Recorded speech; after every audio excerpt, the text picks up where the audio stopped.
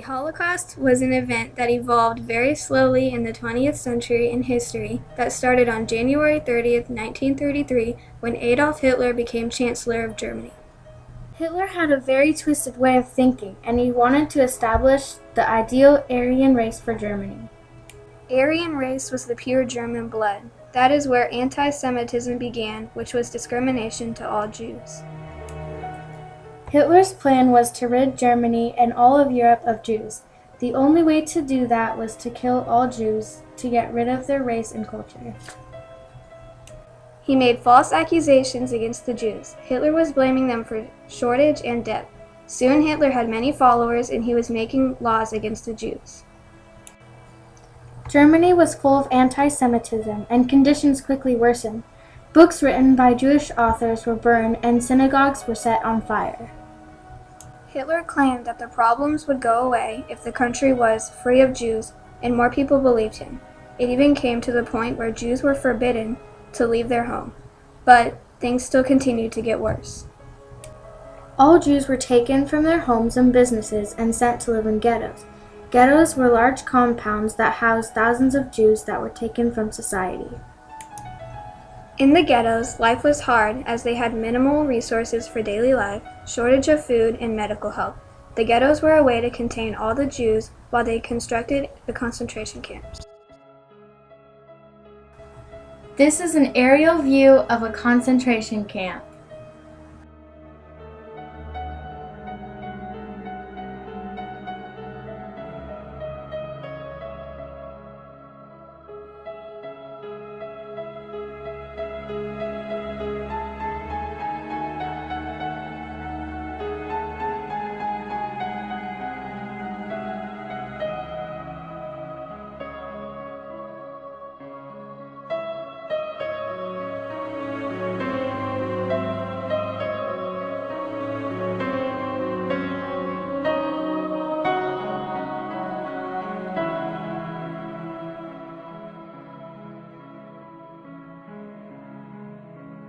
Then the Jews were transported by buses or trains to transit camps. The transit camps housed Jews from all over Europe who were detained while their fate was decided. It was a holding space until they were transferred to the concentration camps. Between 1933 and 1945, Nazis developed 20,000 camps throughout Europe. There were several different types of concentration camps. The first was labor and work camps. Then there were the extermination or death camps. The extermination or death camps were built purely for the extermination or murder of the Jews. They were able to murder in mass quantities in their gas chambers. The prisoners were tricked by their guards, telling them that they would have to disinfect and bathe. They were told to strip down and were all taken into the gas chambers. Auschwitz was the largest death camp in Europe where 1.5 million Jews were killed. Inside the compounds of the death camps, they built crematoriums where they cremated the mass quantities of people that were murdered. They were killing so many men, women, and children that they were not able to cremate all the bodies. So on their grounds, they also built mass graves to accommodate all the bodies. The prisoners that were taken to labor camps were stripped of all their dignity and identity. They all had to shave all their hair on their bodies, even the women, and were given striped uniforms to wear. Their names and identity were replaced with the number that was tattooed on the arm of all men, women, and even children. The prisoners were kept in horrible conditions, not enough food or water, and inadequate medical care.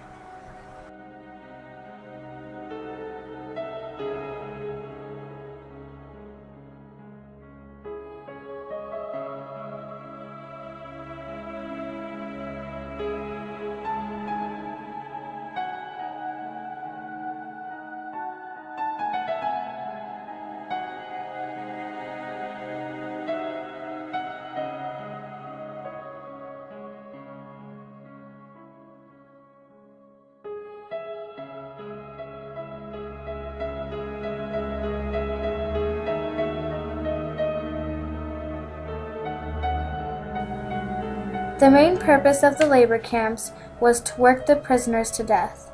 Extermination by labor was the intent. Whoever saves one life saves the whole world entire. saying from the Talmud. 9 months before World War II had started, on December 1st, 1938, the first Kindertransport left the Berlin station. Kindertransport got its name from the German word Kinder, which means child, and Transport, which means move. Only children under the age of 17 were permitted to leave. Parents were not allowed. It was extremely emotional. The majority of Kinder chosen to board were either homeless, had parents in concentration camps, or were orphans because they were at greater risk. Nearly 10,000 Jewish children were saved. That means nearly 1,000 each month. The last Kindertransport left Germany on September 1st, 1939, the day war was declared on Poland. Then the borders were closed and no one could travel through Kindertransport any longer. Kindertransport saved thousands of children and made a huge difference. Even small organizations and people helped save lives of children. These nuns gave food and shelter to Jewish children and babies. They hid them for periods of time and treated them as their own children.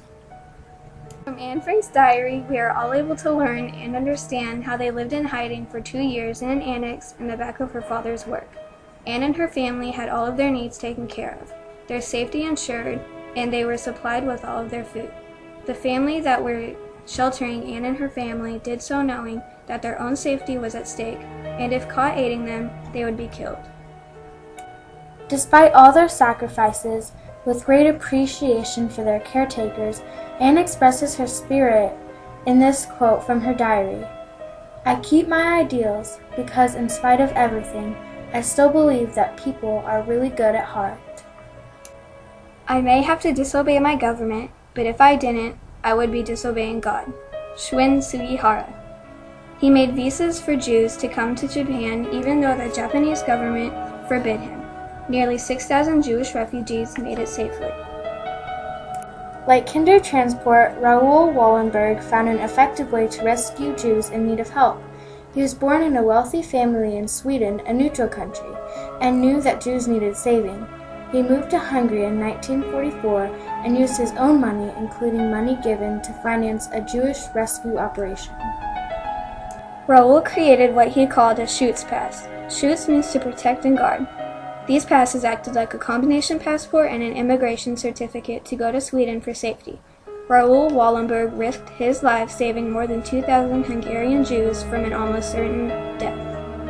Peter Gins, a 14-year-old boy that lived in the ghetto, said, "Torn from our people by terrible evil, we shall not allow our hearts to be hardened by hatred and anger, but today and forever our highest aim shall be love for our fellow men, and contempt for racial, religious, and naturalist strife."